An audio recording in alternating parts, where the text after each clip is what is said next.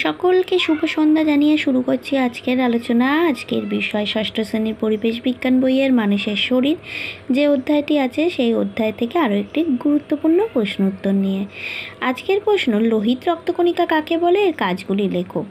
হ্যাঁ, তারও আগে বলে রাখি, যদি তোমাদের আমার প্রশ্ন উত্তর শেয়ার ভালো লেগে থাকে তো অবশ্যই সাবস্ক্রাইব করো আগন্তুক ইউটিউব চ্যানেলটি ও প্রচুর পরিমাণে শেয়ার করে বন্ধুদের মধ্যে ছড়িয়ে দিও, যাতে সকলেই এই চ্যানেলের সুবিধাটি পায়।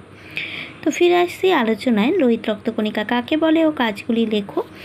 লোহিত রক্তকণিকা মেরুদণ্ডী প্রাণীদের রক্তে যে সমস্ত গোলাকার বা ডিম্বাকার নিউক্লিয়াসবিহীন লাল বর্ণের হিমোগ্লোবিনযুক্ত কণিকা থাকে, যা কিনা শ্বাসবায়ু পরিবহনে মুখ্য ভূমিকা নেয়, তাকে লোহিত রক্তকণিকা বলে।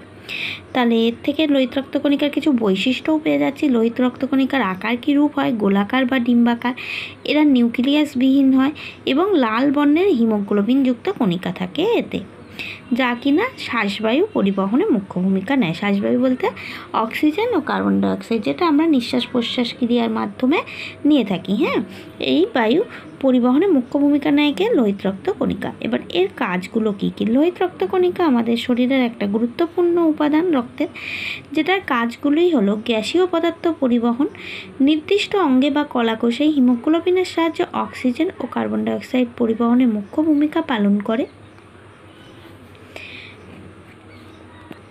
2 নম্বর ভূমিকায় হলো অম্ল ক্ষারের ভারসাম্য নিয়ন্ত্রণ করে। হিমোগ্লোবিন রক্তে অম্ল ও ক্ষারের ভারসাম্য নিয়ন্ত্রণ করে।